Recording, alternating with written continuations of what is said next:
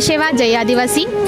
5 August 2026 रोजी काढलेल्या अन्यायकारी शासन निर्णय विरुद्ध व गोंदिया जिल्हा वसतिगृहाचे जिवंत समस्या म्हणजेच DBT विरुद्ध आम्ही सर्व गेल्या 2 दिवसापासून बेमुदत आंदोलनावर प्रकल्प कार्यालय देवरी येथे बसले आहोत।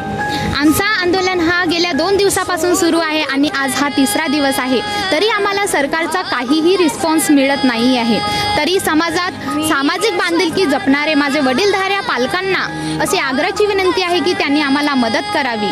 बघा, जरी प्रत्येक घरातून आम्हाला 20 रुपये व 2 पायली तांदूळ जरी तुमची मदत म्हणून मिळाली तरी आम्हाला भरपूर आहे।